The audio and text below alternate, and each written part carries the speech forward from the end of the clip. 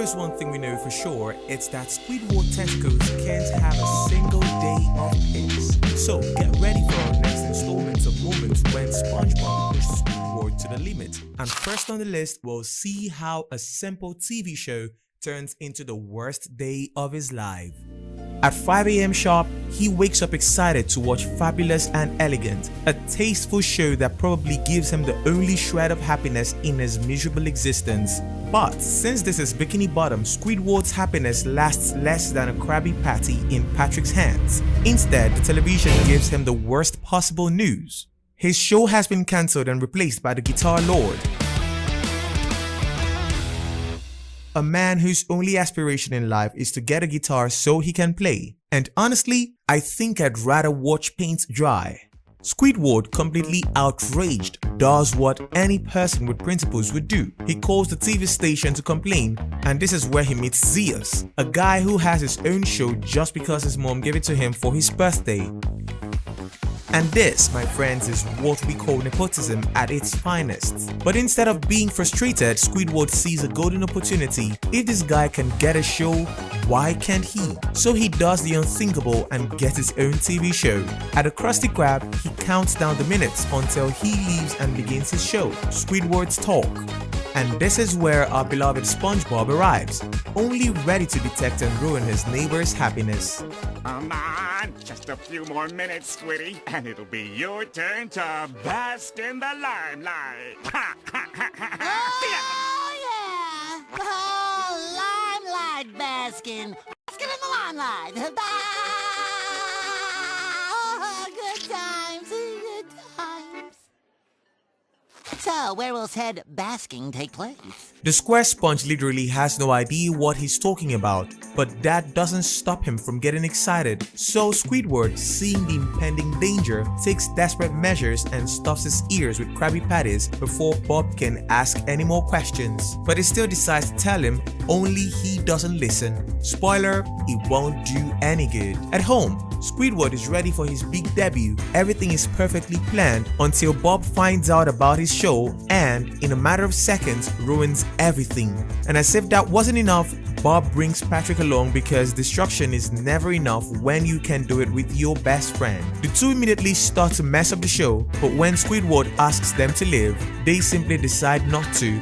In an attempt to minimize the damage, Squidward gives them a job. Patrick becomes a cameraman and SpongeBob controls the microphone. This only makes everything worse. Another one who comes along to take part in taking away Squidward's piece is Mr. Krabs, who sees an opportunity for free publicity and begins promoting the Krusty Krab mercilessly. Sandy decides that this is a good time to dance live. Pearl joins in to show off her skills as an entertainer, and because it couldn't be missed, Plankton shows up with a ray gun and starts shooting while yelling, "Eat from the chum bucket or die." Ladies and gentlemen, this is Bikini Bottom Television. Poor Squidward, on the verge of madness, can't take it anymore and finally explodes. You seem tense. That's it! Everyone out! What do you think this is, huh? Some kind of It's housewarming? beautiful, it's cathartic, it's the cry of a being who has endured too much. And the worst part is that he doesn't even have the right to get angry on his own show, because that's when Larry the Lobster hears a scream of despair, and for some reason, this causes more people to break into his house. Apparently, if you hear someone screaming in Bikini Bottom, the logical reaction is to invade your property. But the real gem of the episode is what happens next. The producer comes in and tells Squidward that the show is going very well. What does he mean by well? But of course, there's a small detail. Public access television pays next to nothing. So it's a huge success translates into a tiny bag of money. And to top it off, the channel decides to make some adjustments and they kick Squidward off his own show because in Bikini Bottom, the entire universe is against him. Now, the show changes its name to Squidward's House Party, but without Squidward. Instead, Zeus, the guy who started all this, is the new host. Patrick is on the drums, Sandy and Pearl dance, SpongeBob plays the keyboard, Mr. Krabs continues his commercial, and Plankton becomes the special effects master. Finally, a defeated Squidward tries to sleep amidst all the noise, wondering when his life turned into this mess. Spoiler, possibly since he met SpongeBob. The message here, no matter how hard he tries, Bikini Bottom just won't let him win. And wait to see what happens when, in a masterpiece of emotional torture, SpongeBob, without even trying, drives Squidward into a taste of absolute panic in Dying for Pie. So, Squidward has a dream where he's trapped on an island playing the piano, but his melody is interrupted by an annoying sound which turns out to be SpongeBob ringing a bell. The bell is none other than his alarm clock in reality. Even in his dreams, SpongeBob manages to make his life miserable, a bad omen of what's to come. Back in real life, Squidward heads to the Krusty Krab, still disturbed by his dreams, and where he learns that it's Employee Brotherhood Day. And what does that mean? SpongeBob has a gift for him, and not just any gift, but a sweater made from his own eyelashes. Yes, his eyelashes, because in SpongeBob's world, hygiene and sanity are not a priority. Of course, Squidward is not impressed and throws it at him without warning, leading SpongeBob to cry as if his world had fallen apart. And because there's never enough drama, she immediately pulls out a second gift, a sweater made from her tears. That's right, not one, but two sweaters. Meanwhile, Squidward, with zero interest in making a handmade gift, finds some pirates selling cakes outside a restaurant. Cakes that, by the way, they initially admit are bombs. But as soon as Squidward shows interest, they magically back down and sell him one for $25. If you don't see disaster coming at this point, it's because you've never seen an episode of SpongeBob. When Squidward brings the cake to Krusty Krab, Mr. Krabs decides to try it. Bad idea. Just by touching a piece, the cake explodes and destroys half the restaurant, leaving Mr. Krabs traumatized and Squidward in shock. Now, if a tiny piece did that, what would happen if someone ate the whole cake? Well, that's where things get really tense. SpongeBob, oblivious to everything, has already found his present and apparently eaten it. Squidward panics and Mr. Krabs lets him know that there is no remedy for what happened. And if I were that octopus, I would be just as worried because, obviously, there is no solution. You had to kill him. The boy cries you a sweater of tears, and you kill him. How are you gonna live with yourself?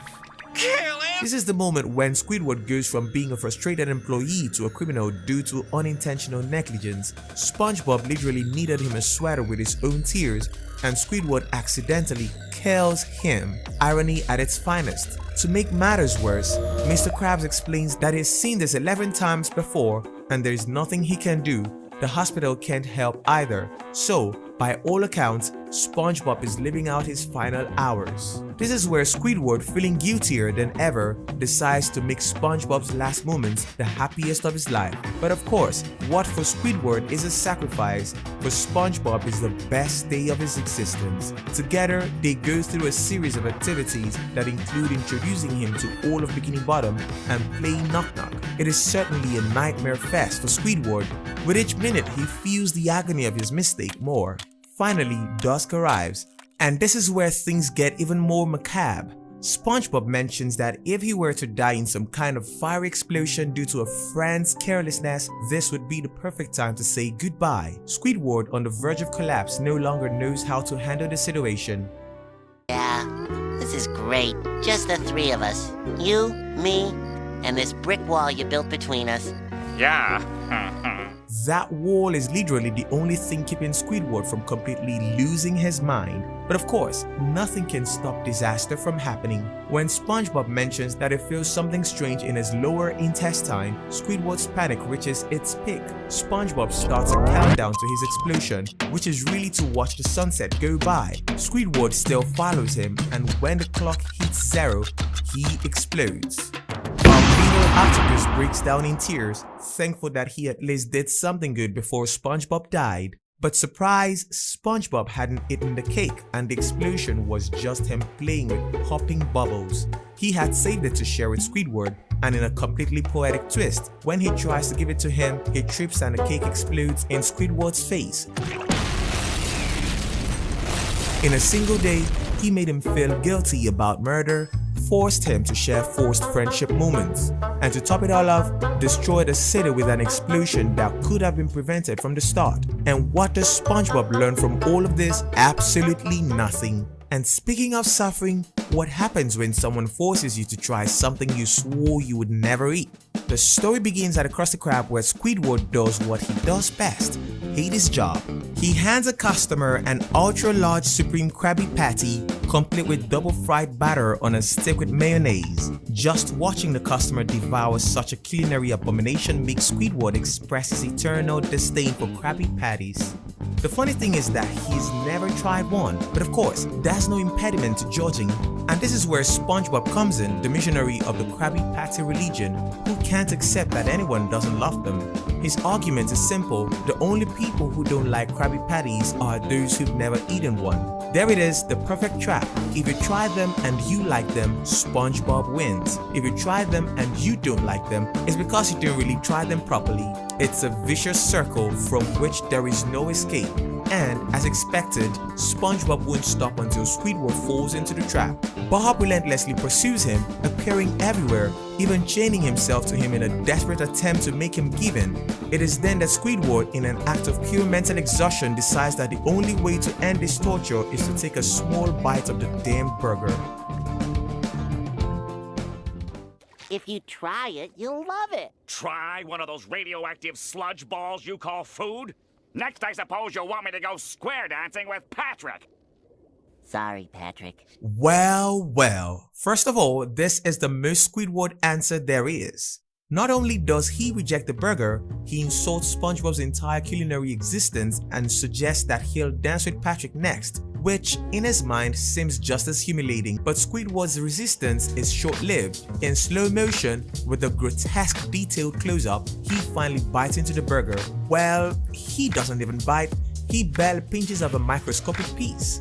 And for a moment, it seems like maybe, just maybe, he kind of liked it. His expression doesn't change, his hatred doesn't dissipate, and in a fit of drama, Squidward buries the burger, curses it, and sends it into oblivion. But we all know the story doesn't end there. As soon as SpongeBob lives, Squidward becomes a desperate man. Like an addict in withdrawal, he digs through the sand to retrieve the remains of the burger, and when he finally devours it, his fate is sealed. He wants to deny it, he wants to repress it, but there is no turning back. He needs more. Here begins his descent into madness. First, he tries to trick SpongeBob with a fake order for a triple Krabby Patty Supreme on a seaweed bun with extra pickles and burnt to a crisp. But SpongeBob is a cruel twist of fate. Eats it himself, leaving Squidward to watch as his chance slips away. Then, at his lowest point, he tries to eat a burger from the trash can. Yes, we've reached the point where Squidward's tentacles, the self-proclaimed gourmet of Bikini Bottom, is willing to devour food from the trash to satisfy his addiction. But SpongeBob stops him once again, burning the burger in front of his eyes. And with that, Squidward hits rock bottom. But we're not done yet, because after a night of feverish dreams about burgers, Squidward decides he can't take it anymore. His last hope is to break into Krusty Krab in the middle of the night for a secret feast.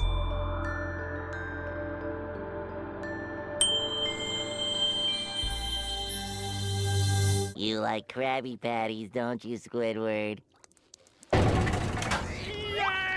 Yes! I admit it, SpongeBob! I love Krabby Patties! And there you have it. The confession of the century. Squidward snaps. SpongeBob has won, and the satisfaction on his face is palpable. This is the moment when SpongeBob's obsession with making Squidward enjoy a Krabby Patty come to a fruition in the best possible way. But Bob, with the innocence of someone who doesn't understand the true danger, warns him not to eat them all. But of course, Squidward eats them all.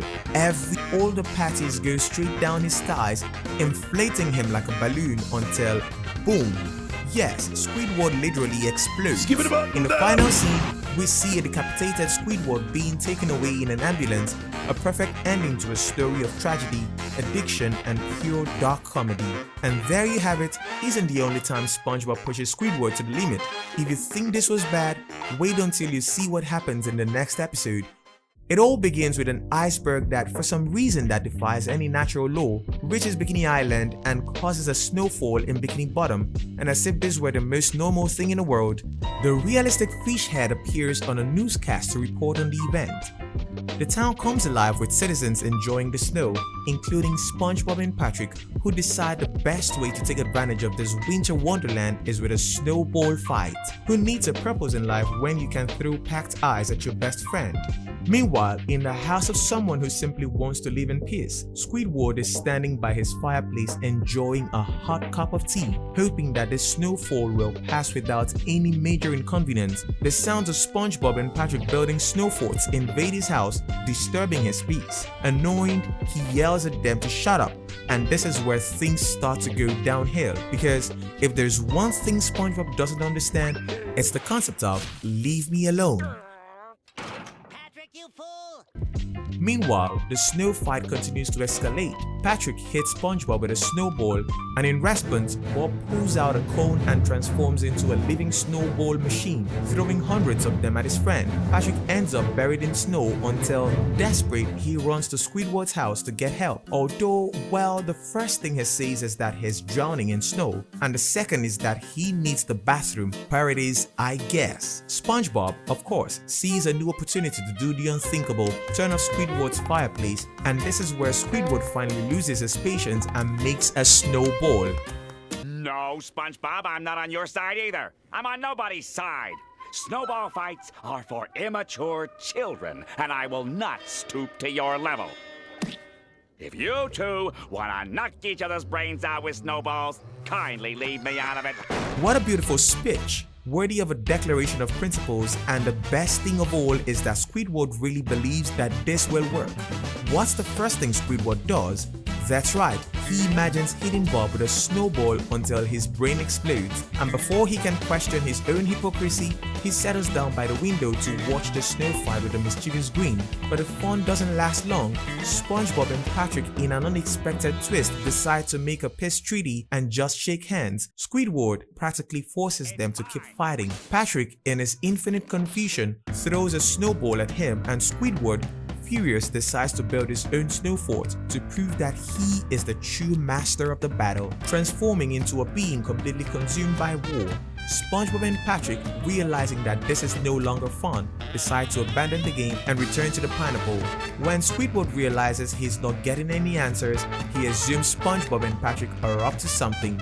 So he decides to reinforce his snow fortress, creating the monstrosity known as Fort Squidward. But his paranoia intensifies when a branch above his head begins to slowly release snow, and he, convinced that it is an enemy attack, responds with a shower of snowballs fired in all directions. SpongeBob and Patrick are enjoying the real victory, hot chocolate, popcorn, and a quiet afternoon of TV. SpongeBob, for a moment, thinks he hears something outside. And so the episode ends with Squidward alone and trapped in his own delirium. There you have it, another episode in the long list of times SpongeBob pushed Squidward to the brink of collapse. Or is SpongeBob really an agent of chaos? Whatever it is, at the end of the day, what would Bikini Bottom be without a constantly on the brink Squidward?